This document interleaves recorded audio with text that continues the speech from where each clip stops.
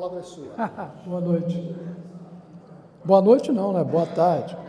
Pô, já tô... Calma que a gente vai para o coquetel mais tarde. Tô pensando já na... Já que eu tô com tanto sono que eu tô pensando em dormir. O problema é esse, cara. Tá dormindo pouco. Bom, o nosso assunto aqui é educação. Sim. Evandro, quando der 10 minutos, tu me avisa, tá? Aí vai avisando. De 5 em 5. Nosso assunto hoje aqui é educação para o patrimônio cultural. Tá? Tão falada hoje em dia, educação patrimonial. Educação patrimonial era um termo que o INEPAC não usava, porque quando nós começamos nosso processo de educação, ainda lá por volta de 2008, o ICOMOS tinha decidido nessa época que o termo adequado seria educação para o patrimônio cultural. E nós adotamos esse termo.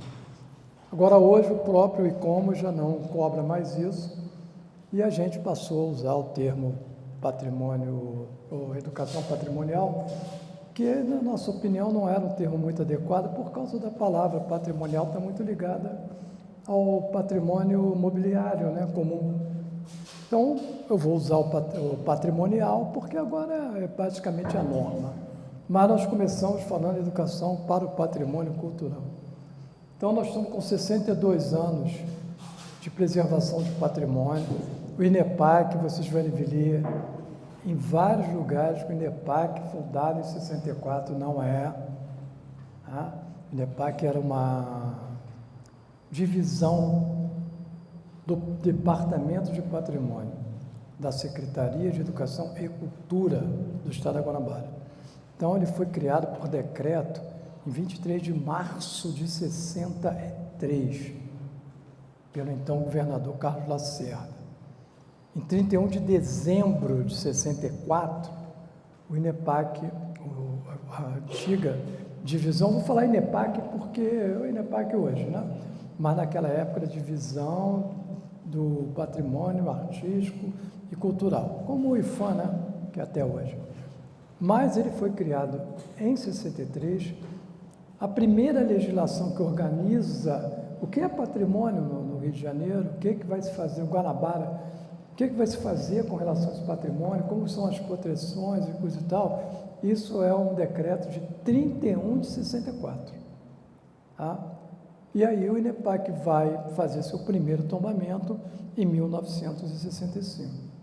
Mas ele foi criado em 62, ou 63. Pode passar. Ainda dentro dessa linha que o antigo IFAM, né, determinava, todo mundo sabe, período heróico, o Melo Franco e coisa e tal, o patrimônio no Brasil tinha uma característica, e a característica era essa aí: patrimônio como reflexo de uma cultura elitizada e excludente, uma elite era muito distante do povo, o povo, inclusive, estou falando aí da década de 60, na década de 60 o Brasil tinha 40% de população urbana, 60% era rural, e essa população era predominantemente analfabeta. Eu lembro, no meu início de escolaridade, o então governador Carlos Lacerda, ele queria manter o Rio de Janeiro como capital cultural do país, uma coisa mais desenvolvida. Foi criado o antigo estado da Guanabara e começou a se falar, nas grandes cidades pelo menos, em ampliar o acesso à educação.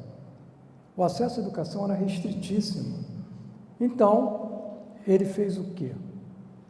Todas as áreas, como essa aqui, um salão com cadeiras, possibilidade de ter um quadro, virou uma escola. Ali adiante tem uma escolinha, né? Barão do Rio Bonito, né? Está lá a escolinha. Não tem aquela escola ali, mas ela não tem mais como ser ampliada. Mas tem aqui, o salão da igreja. Vamos abrir aqui um anexo da escola. E eu comecei a estudar assim, num anexo que era um centro espírita, um centro de umbanda. Que o centro de umbanda não funciona durante a semana, durante o dia. Então, durante o dia, era a minha escola, Pedro Lessa, cuja sede era na rua ao lado. Então, isso foi feito no estado da Guanabara todo. Onde havia um terreno disponível que o Estado poderia usar sem ônus, ele fez uma série de escolas pequenas que no meio do povo ficou conhecido como escola de papelão, que era toda de eucatex. Era eucatex e aquele telhado de amianto. E essas escolas, elas duraram mais de 30 anos. Escola de papelão. E foram sendo substituídas gradativamente pelos outros, aí no caso já prefeitos, governadores e prefeitos, já na década de 70, para virar uma escola bem instalada. Então, assim é que nós fomos conseguindo vencer o analfabetismo e a falta de população com capacidade para ler e escrever tranquilamente.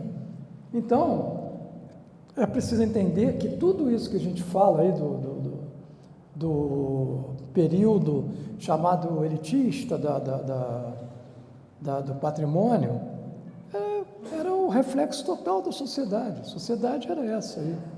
Então, o que se fazia, está lá escrito no decreto 25, né, de 37, o que vai se tombar, o que vai se proteger? O que era excepcional.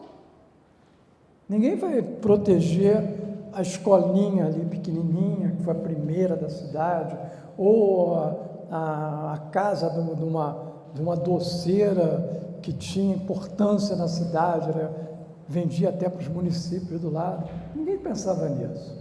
Pensava no que era excepcional. Há grandes nomes na história e grandes monumentos. Esse que é o pensamento do patrimônio que nós herdamos da onde? Da Europa.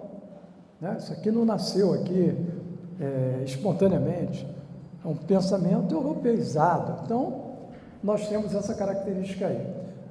Aí você observava mais o que? Bens isolados.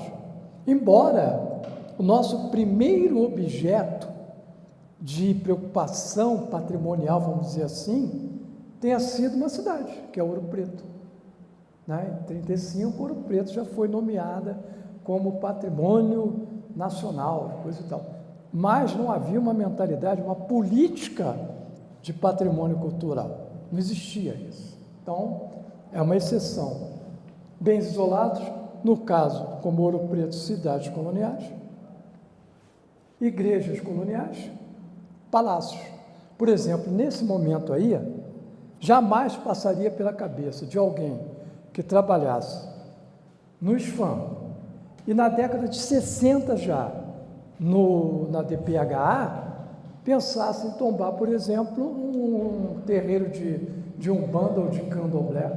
Isso era inimaginável, tombar primeiro que já era da cultura afro, cultura negra. Já começa por aí, um total descompromisso com essa cultura, né? Fruto de um racismo herdado do período colonial e imperial, de uma tremenda desumanidade que era a escravidão. Né? Então, não é fácil. Você imagina, quando a lei foi criada, em 1937, nós tínhamos menos de 50 anos da libertação do escravo, oficial. Né? Então, a coisa não é simples, é preciso entender o contexto do que nós estamos falando. A famosa pedrical, ela tem uma razão de ser, tá bom? Então, vai tombar o quê?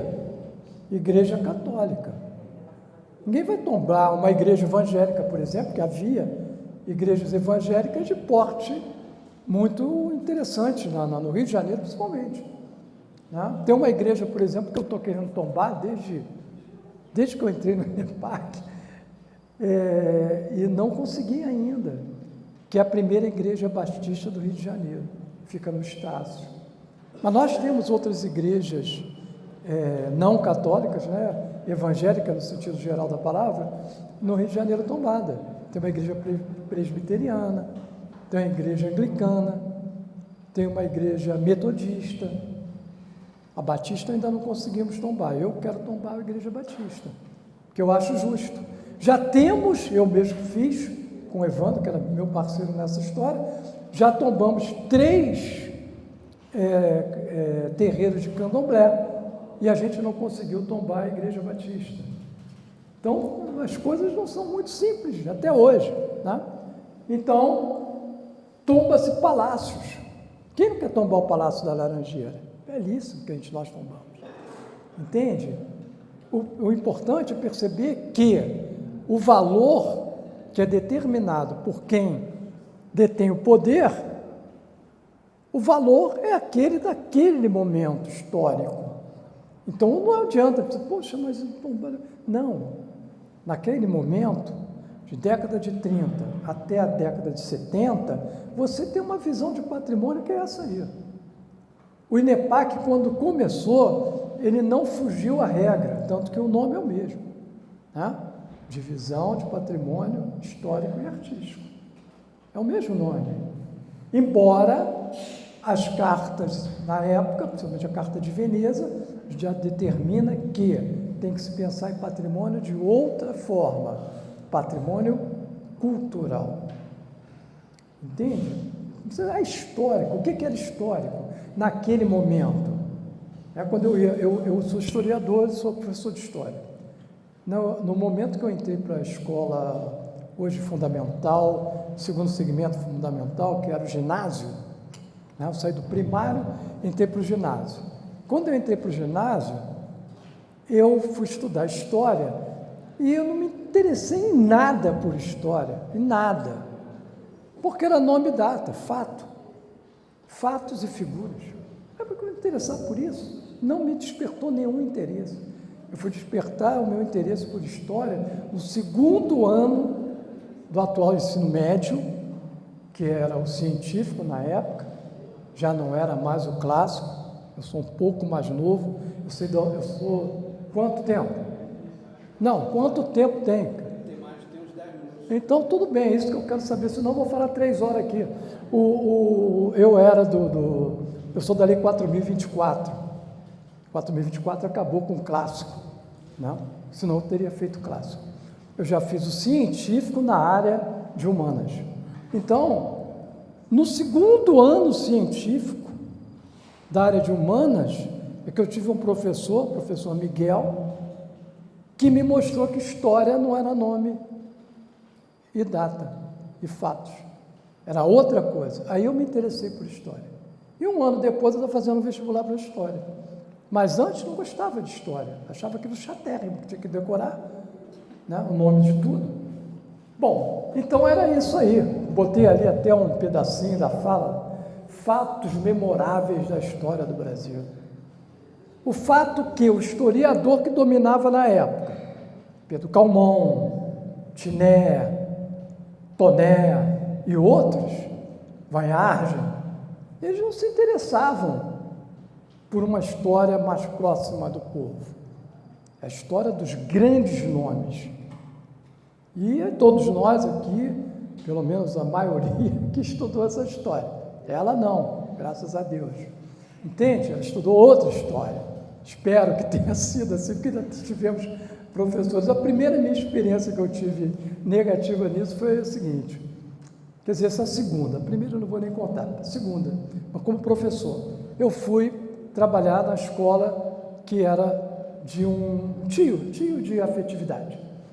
Meu primo se formou em História junto comigo e ele resolveu ir lá para a escola que o pai dele tinha com outros amigos, sócios, né, fundaram a escola lá na década de 50, e ele queria pegar aquilo lá e vamos dar uma modernizada.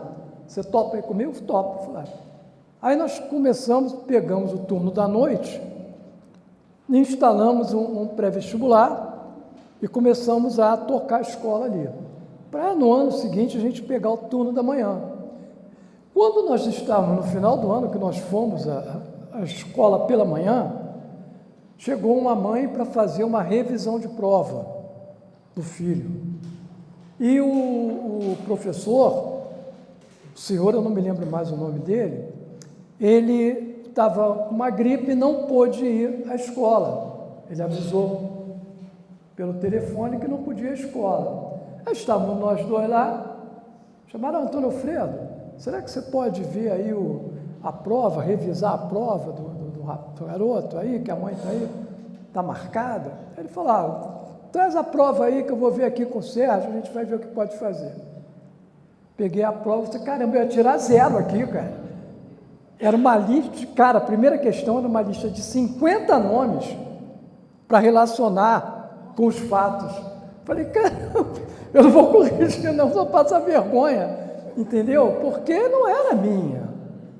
Eu estava pensando na história crítica e não uma história factual. Pode ir.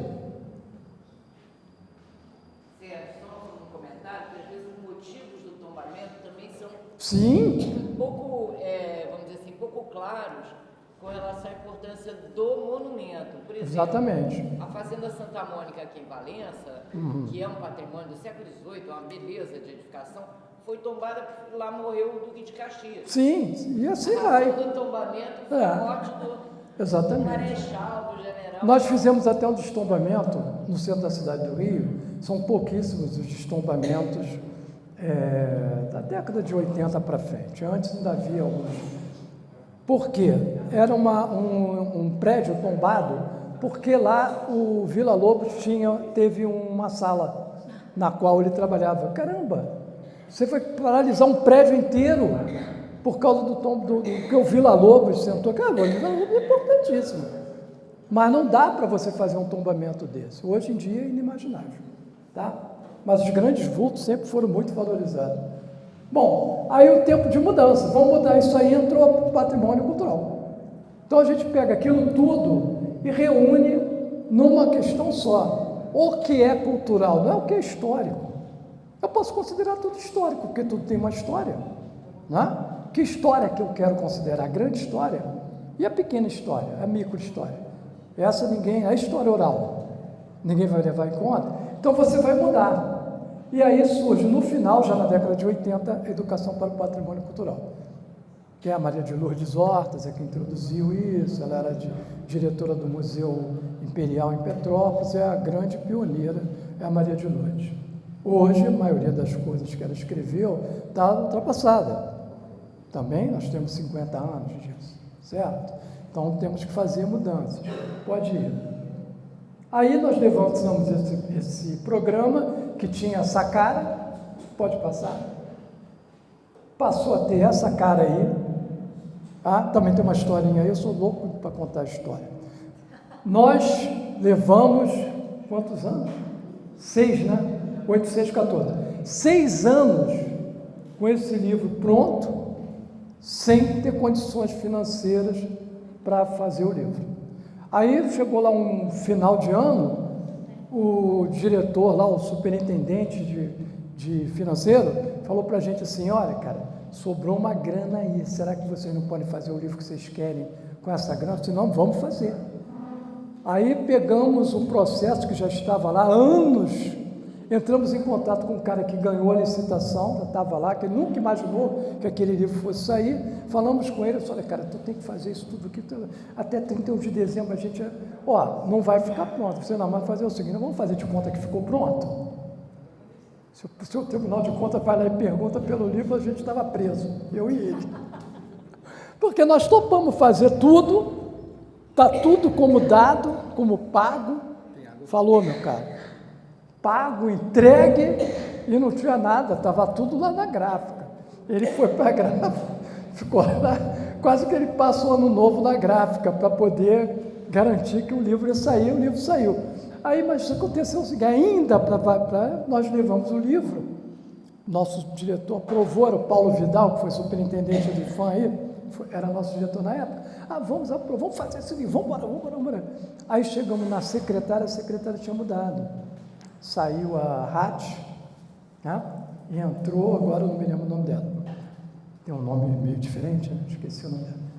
Ela falou, não, está tudo bem, vamos inclusive deixar o nome da secretária como a Hatch, assinando a introdução, né, a apresentação do livro, tudo bem, pô, vai ser o meu nome, mas ela que vai apresentar o livro. Então, mas eu não gostei de uma coisa, da capa. Falei, porra, mas agora ele estava levando para a gráfica. Aí o Paulo sentou e pegou essa igreja aí lá do Burle Marx e botou como capa. Mas foi assim, na hora. Você vai fazer assim? Então é assim, vamos embora. A gente estava 6 anos esperando para fazer. Vai em frente. Aí, lançamos esse livro, que nós começamos o programa pela Baixada. Esse livro era um livro já publicado pelo famoso Gênesis e mais uma turma, já estava esgotado, a gente deu uma modernizada nele, fizemos uma revisão, modernizamos o layout, papel de qualidade, produzimos esse livro aí, que foi distribuído pelas escolas na Baixada Fluminense. Pode virar? E fizemos esse aí foi feito naquele momento também. Tá? Cada um dos municípios da Baixada tem uma pequena história, uma breve história aí, e fotografias antigas. Tá? Ele é todo disso. A capa é a estação de Nilópolis, exatamente. A antiga estação de Nilópolis. É a capa. Exatamente, década de 20. Então fizemos essa memória fotográfica, tem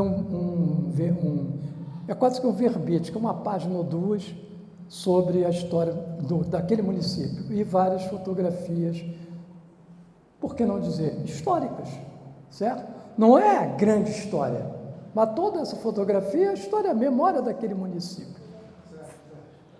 Pastore? Ele conhece. A estação antiga ainda está lá preservada. Uma parte está lá. Pô, tu bota uma água aqui e não abre? Rapaz, esse cara é seu assistente, que eu vou te contar, cada um. Vai em frente. Atrasou o pagamento. Bota a culpa no estagiário, cara. Pô, eu falei para o estagiário abrir, não abriu. O conceito, eu não vou usar um conceito propriamente dito, porque eu estou aqui para falar de outra coisa, de educação crítica. Então, eu vou usar um conceito maciço. Estou mais preocupado com como é que a gente trabalha com a educação patrimonial, certo? Então, ali no segundo parágrafo, a educação patrimonial, se bem implantada, provocará situações de aprendizagem integrando o processo cultural e seus produtos e manifestações. É isso que importa. Como é que eu vou tocar essas pessoas? Tá? A gente vai deixar isso aí, tá? Você depois manda por e-mail. Eu escolhi, e fui eu que comecei essa história, 3 pensadores da educação para centrar o nosso trabalho. Eu fiz mestrado em educação também, então a educação sempre foi uma coisa com quem eu trabalhei durante muito tempo, diretamente, e hoje trabalho indiretamente. Bom, Henri Vallon, por causa desses 4 tópicos que eu destaquei aí, principalmente a afetividade. Afetividade nos 2 sentidos, do afeto e da afetação. Se não te afeta, você passa e vai embora, entendeu? As coisas têm que te afetar, têm que te sacudir. Você tem que olhar para você, o que é isso aí? Pô, interessante, né? Essa é a preocupação com o Vallon. Pode ir? Pode? Aí vem o Vygotsky, que é o sociocultural. Se não está integrado, não importa. Você tem que valorizar que não está integrado. Se a sociedade não dá bola para a coisa, não adianta. Então, temos que trabalhar em cima disso. Inserindo-se no seu ambiente, a criança inicia logo a se transformar e a mudar. Entende? Então, lá no 3º ano primário, agora é a 4ª série do ensino fundamental, eles já trabalham isso. É a rua, é o bairro. O que você vê quando você sai da sua casa e chega aqui na escola? Como é que você vê a escola? Isso é educação patrimonial, trabalhar isso, entendeu? Com esta visão de patrimônio cultural, que as professoras muitas vezes trabalham, mas apenas com a questão da urbanização. Não, tem que trabalhar também com a visão do patrimônio cultural. Tá? O homem é um ser social, e as condições socioculturais o transformam profundamente. Se você não levar isso em consideração, tem que saber o que aquele monumento ali afeta o indivíduo. A gente bota ali na praça, como tem em muitos lugares por aí, um escravocrata que transportava e vendia escravizados. E as pessoas passam pela praça e não se dão conta. Entende? Nem para o bem, nem para o mal. Às vezes ele está lá e ninguém nem sabe quem ele é. Então aquilo tem que afetar você. Poxa, sabe quem é aquele cara ali? Perto da minha casa tem uma rua chamada Antônio Salema. Sempre que eu passo com alguém na Antônio Salema ou pela esquina, eu falo, sabe quem é esse cara aí? Assassino de indígena. Foi o cara que matou todos os índios que tinha na Lagoa Rodrigues de Freitas e deu uma sesmaria para um grande proprietário que virou aí um fazendeiro que depois a filha dele casou com diz o nome da lagoa aí, rapaz, eu esqueci. Rodrigo de Freitas. A Lagoa Rodrigo de Freitas, meu cérebro já funciona mais como antigamente. Então a Lagoa Rodrigo de Freitas é fruto disso. Foram mortos, como? Pegou-se o cobertor cheio de varíola e se distribuiu lá. Esse é o Antônio Salema, tem o nome de rua. Foi o cara que chegou aqui em Saquarema, que naquela época era Cabo Frio, mas esse massacre foi em Saquarema, e massacrou os indígenas em Saquarema. De Saquarema a Cabo Frio, aquilo tudo ficou limpo, porque ele fez isso. É o Antônio Salema. Então eu tenho que mostrar para essas pessoas quem é o Antônio Salema. Está vendo aquela estátua ali? Não precisa pegar a estátua e sair arrastando e jogar dentro d'água como fizeram na Inglaterra. Eu sou contra isso, mas tem que se pegar aquela estátua e levar ela para o museu e botar lá. E ter alguém para criticamente avisar. Sabe quem é esse cara? Antônio Salema. Você pode ajoelhar aqui e pedir a benção a ele, problema seu. Mas tem que saber que ele era um assassino de indígenas. Milhões de indígenas morreram na mão dele. Vai? Aí o que eu vou considerar aqui dentro da nossa estrutura, o Papa, Paulo Freire. Ninguém ignora tudo, ninguém sabe tudo, todos nós sabemos alguma coisa, todos nós ignoramos alguma coisa, por isso aprendemos sempre. Ele tem naquele livro, A Pedagogia da Esperança, ele tem um exemplo que ele dá que eu acho fantástico, que é o jogo do erro. Ele chega numa comunidade, pescadores, se não me engano, que ele dá o exemplo, divide o quadro em dois e bota lá, eu e vocês. Faz uma pergunta para mim aí. Não, eu vou fazer uma pergunta para vocês. Aí faz uma pergunta que eles não vão saber responder mesmo, não estudaram como ele. E aí eles não respondem errado ou não respondem. 1-0 para mim. Pá. Agora me faz uma pergunta sobre a pesca que vocês fazem aqui. O cara pergunta lá, por exemplo, não sei se aqui todo mundo entende de pesca, como é que você bota uma rede de espera aqui nessa região aqui? Ele responde, eu não sei, porque tem que saber como é a maré, como é que corre, quais são as correntezas, qual é o horário da maré, quanto essa maré sobe, quanto essa maré desce. Ele bota lá, um para vocês. Bom, vai até 10 e o resultado, é claro, é 10-10. Porque eu sei uma coisa, vocês sabem outra. Se você não considerar o ensino dessa forma, você está fadado a ser um autoritário dentro do ensino, só isso. Faz uma pergunta, não sei, então você não sabe nada. Não, não é assim. Todo mundo sabe alguma coisa. E alguma coisa que eu não sei. Tá? Esse é Paulo Freire. Aí, ele tem... Peraí, agora vai. Só um minutinho. Nada, que isso? Aqui, ó. Não há saber mais ou saber menos. Há saberes diferentes.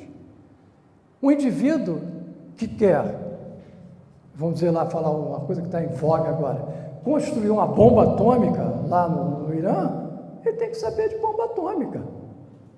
Se ele não saber de bomba atômica, ele não vai construir a bomba atômica. Agora, tem um indivíduozinho lá, naquele mesmo Irã, que é uma terra riquíssima, procurando vestígios da época de Alexandre, lá no Irã, que ele dominou o reino persa.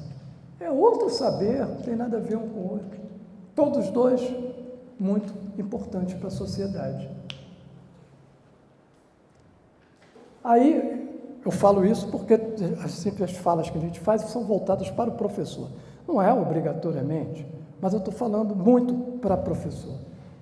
Nós temos que trabalhar a formação continuada. Isso aí são dois, pode botar outra frase aí, os textos da Vera Candor, uma grande educadora do Brasil, né?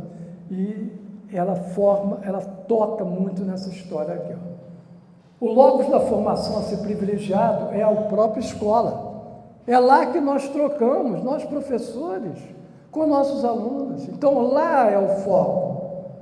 Entende? Não é quer dizer desimportabilizar a universidade, não. Mas temos que saber que o dentro é o mais importante. Se não houver troca dentro da escola, ninguém sabe o que está acontecendo. A formação continuada deve alicerçar-se numa reflexão na prática, sobre a prática. É isso que eles chamam de praxe, né? A praxe não é a prática propriamente dita. A praxe é isso aí, é essa troca, através da dinâmica da investigação, ação e da investigação, formação, valorizando os saberes que os professores são portadores. Então, é troca o tempo todo. Pode ir. Oi. São 15 agora? Então tá bom pra caramba. Hoje, isso aí foi um slide até que eu acrescentei ontem, porque eu me lembrei que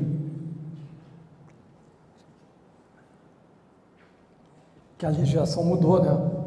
E agora é a Base Nacional Comum Curricular, BNCC. É a base, tem que se trabalhar em cima disso. Então, como é que o BNCC é trabalhado hoje? Né? Organiza os conteúdos em relação ao ano escolar. Ou seja, cada ano da vida escolar há uma enumeração de assuntos a serem abordados e, consequentemente, aprendidos pelos alunos. Aí você pega e adequa isso. Por isso que eu falei, o aluno não sai de casa e não vem para a escola. Nesse caminho, quantas coisas ele viu? Quantas coisas ele chamaram a atenção? Eu cheguei aqui, eu já vim muitas vezes aqui em Barra do Piraí, mas nunca tinha parado aqui nesse local, por aqui. Até já recebi o pedido de tombamento dessa igreja aí, ainda não estudei não. E porque tombei a de Santana de Piraí. Aí logo veio o pedido da Santana de Barra do Piraí também. Mas eu me deparei aqui com algumas construções e fui tirar uma foto daquele chalezinho ali. Foi fantástico. Aqui na rua de trás, onde nós paramos, tem uma casinha simples ali. Mas eu tenho uma amiga que faz um trabalho dessas casas. O trabalho dela se chamou a TCC, ela agora está fazendo mestrado, a Casa da Vó. A casinha está aqui, ali atrás. Eu fui lá, fotografei, vou mandar para ela. Entende? Esse é patrimônio. É o patrimônio que eu vivi, o patrimônio que eu tenho um afeto por ele. E tem os outros que eu não vivi, não tenho afeto, vou passar a ter e vou querer saber da história dele. É isso que é importante para a gente quando fala em educação para o patrimônio. Aí é o nosso assunto dentro do conteúdo mesmo. Não, peraí. É a nossa posição crítica diante da coisa. Ah, vamos tombar aquilo ali. Por que eu vou tombar? Por que tombou? Por que não tombou? O INEPAC tem no seu acervo uns 300 pedidos de tombamento não atendidos. Por que não fez? Não atendeu? Cada um deles tem uma razão. Algumas mais do que justificáveis e outras injustificáveis. Mas são momentos que a gente vive e que eu estou com 2 tombamentos parados no Palácio Guanabara. Não sei por quê. Ou sei por quê. Oficialmente eu não sei por quê, mas eu sei por quê. São 2 tombamentos de quilombos. Um deles dentro da cidade do Rio de Janeiro. Tá? E o tombamento não voltou, está parado lá. Por que não foi efetivado o tombamento? Eu não vou explicar aqui por quê. Posição crítica de cada um aí que vai dizer. Entende? E é isso. Tá? Agora, Nós temos que começar esse posicionamento crítico com a problematização. Isso é Paulo Freire, tá? Que eu falei para vocês que era o papa da história. É a problematização. É o processo em que os estudantes e professores fazem perguntas críticas acerca do mundo em que vive e vão buscar as respostas. Aí você vai entender por que determinado cidadão está lá num pedestal e o outro cidadão tão importante ou mais importante, ninguém fala nele. Entende? Então é oposição crítica. Qual é o problema? O problema, professor, é que o Antônio Salema virou nome de rua. E aqui tinha um senhor que trabalhou a vida toda para essa rua ser habitável, para esse bairro ser decente, e ninguém sabe nem o nome dele. Aí eu problematizei, tive um posicionamento crítico e tomei uma decisão. Ou então, por conta de protestos que já aconteceram, derrubar e quebrar aquela estátua sem conta. Não, de jeito nenhum. Ele socialmente é criticável, leva para o museu e bota lá, para as crianças saberem quem é aquele cara. Então é fundamental isso. Todos os elementos participaram da história, né? Tanto o escravizado, quanto o escravocrata, quanto o cara que comercializava o escravo. Todos eles têm que estar identificados. Entende? Você não pode, por exemplo, chegar no Rio de Janeiro, falar uma obra monumental, os Arcos da Lapa. Tá? Os Arcos da Lapa. Por que tem esse tal de Arcos da Lapa? Foi uma obra grande do Gomes Freire. Aqui o governador chegou aqui, precisava água, transferiu a água para cá, depois foi para lá, construiu um big chafariz na Rua da Carioca. Mas quem construiu esse troço aí? Quem é que botou a mão para construir os Arcos da Lapa? A maioria não sabe. Vai fazer o chute mais fácil do mundo. Eu também chutaria. Na minha época de estudante, o professor perguntava: foram os escravos que construíram, escravos negros, que fala escravo aqui no Brasil é negro. Né? Embora o indígena tenha sido escravizado. Mas foi o indígena escravizado que construiu os Arcos da Lapa? Não, foram os indígenas pagos. Evidentemente, muito mal pagos. Está aqui do lado, Igreja Católica. Eu falo muito à vontade porque eu sou católico. Entende? Foi a Igreja Católica que fez um acordo com os governadores da época e construiu, com a mão de obra indígena, semi-escravizada, os Arcos da Lapa. Então é isso. Vamos saber então o que é esse negócio aí. Essa que é a posição que a gente tem que ter quando fala de educação para o patrimônio. Pode ir. Aí, essa problematização e essa crítica só se dá no campo da escola ou no campo que a gente vive com o diálogo. Aí diálogo, você pode dizer assim, bom, diálogo, eu venho aqui, falo, vocês ouvem. Aí depois eu falo, você pode fazer uma pergunta? Ele faz uma pergunta, eu respondo. Isso não é diálogo. Diálogo é outra coisa. Diálogo é se posicionar, é o outro ouvir, criticar o que você falou e se submeter à crítica que você está pensando em relação ao que eu estou falando. Esse é o diálogo, e é esse o diálogo que o Paulo Freire prega. É uma exigência existencial. E se ele é o encontro que se solidariza o refletir, o agir de seus sujeitos endereçados ao mundo a ser transformado e humanizado. Temos que criticar, temos que ouvir, temos que falar. E temos que saber o que estamos ouvindo e o que estão falando também. Porque tem gente que não sabe o que fala, mas você tem que ouvir. Até para explicar para ele que, olha, você infelizmente não sabe o que você está falando. Toma aqui, lê aqui que você vai saber o que você está falando. Pode criticar também o que está aqui. Deve. Essa é a questão. E o que é realmente o diálogo numa definição muito simples? No modelo pedagógico crítico e libertador de Paulo Freire, alunos e professores não são totalmente iguais. Por uma razão muito simples, eu tenho uma responsabilidade, o aluno tem outra. Nós temos que estar em pé de igualdade, mas não somos iguais. Eu estou aqui na posição de professor, que é uma posição de comando e uma posição de liderança, e o lado de lá está o aluno. Só que o aluno não pode estar na posição de depositário daquilo que eu penso. O aluno tem que estar aí pronto para receber o que eu estou passando, mas pronto também para me questionar. Isso não quer dizer que nós sejamos iguais. Nós somos iguais no sentido mais amplo da palavra. Ou seja, nós temos os mesmos direitos. Eu tenho o direito de falar e você tem o direito de falar também.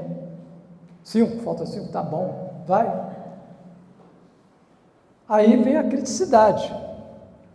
A posição crítica só vem em função disso aí. O que é a criticidade? A capacidade que o educando e o educador tem para refletir criticamente a realidade na qual estão inseridos. Eu estudei, como vários aqui, estudei no período da ditadura. Eu estudei no período da ditadura e tive a sorte de nunca me perseguir, nunca fui preso, mas eu estudei num período, como diz o Gonzaguinha,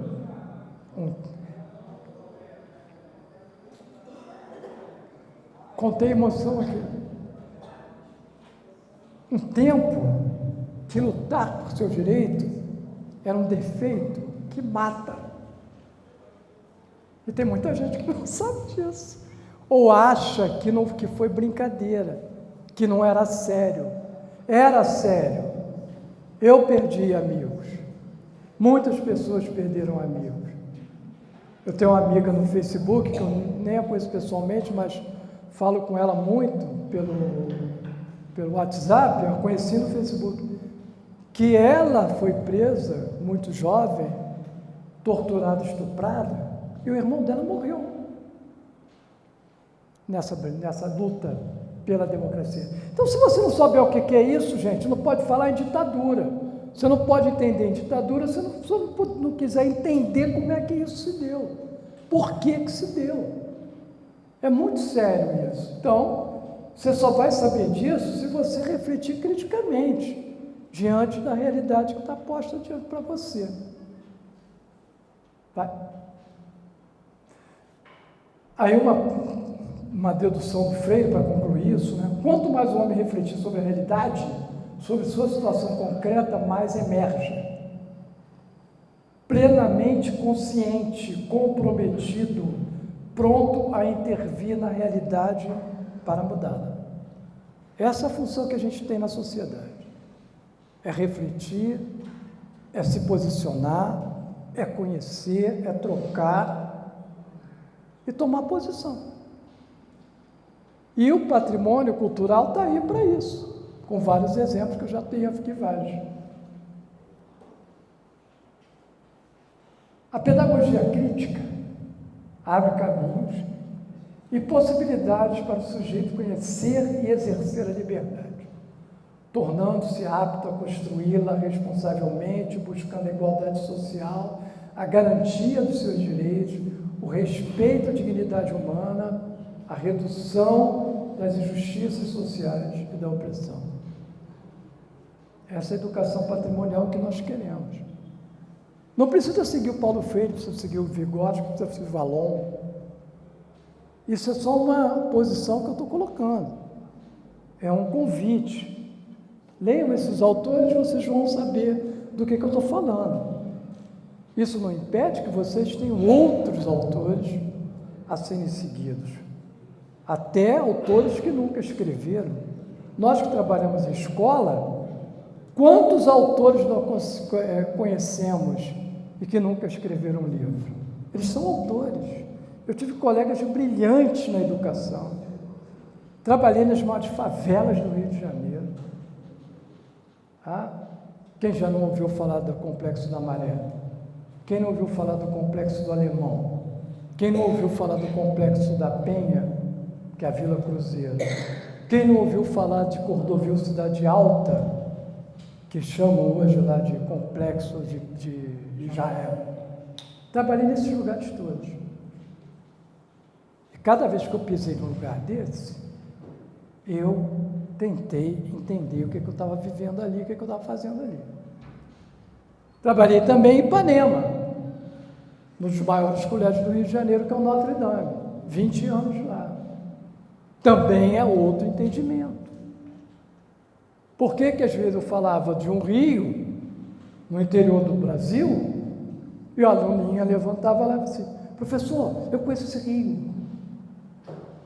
A pista de pouso da fazenda do meu avô é do lado desse rio.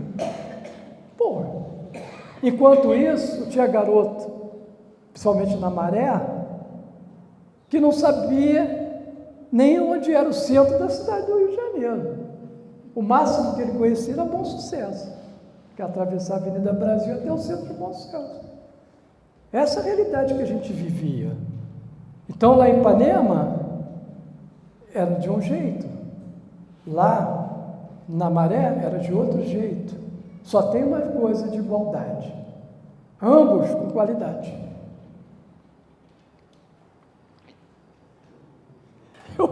Eu vou explicar. Eu não estou tomando um remédio que eu tenho que tomar. E aí, eu estou fazendo uma limpeza por conta própria.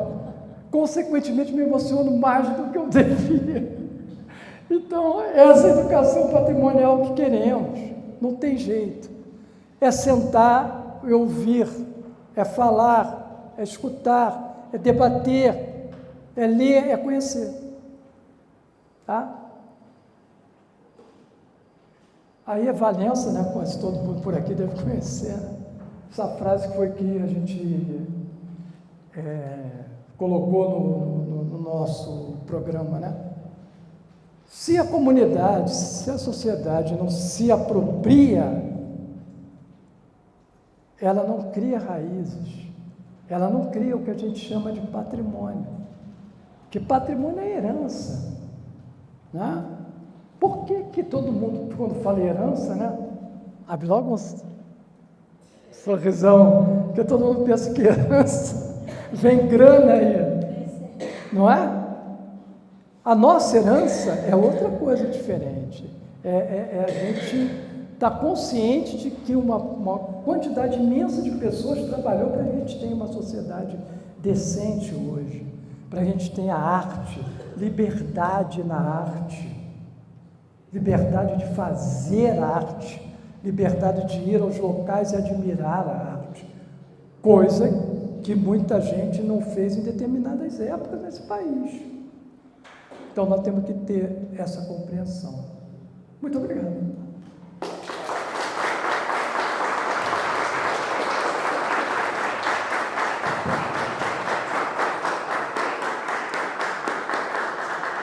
Eu só não posso chorar aqui, pô. Pode sim. Não é uma questão crítica, a gente pode chorar, né? Fazer igual o professor, puxar pelo E, vem cá. Cara,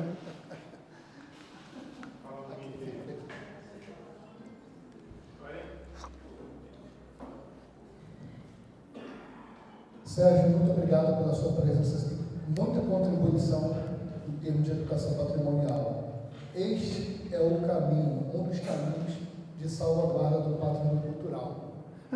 Então, temos vários caminhos, mas o principal deles, educação patrimonial. E debatemos muito aqui essa questão do patrimônio, de salvaguarda, de preservação, os caminhos que devemos seguir. E hoje você mais o Evandro, que vai entrar agora, com as contribuições do patrimônio na questão da educação patrimonial. Então, muito obrigado pela sua falou, meu presença amigo. aqui. Não vai Vou embora, falar igual o padre. É nosso dever e nossa salvação. Encerrar. Gostaria de chamar a Sônia Matos para fazer a Eu vou receber esse papel ou não? Mas que honra. Aqui, obrigado. Mas que honra.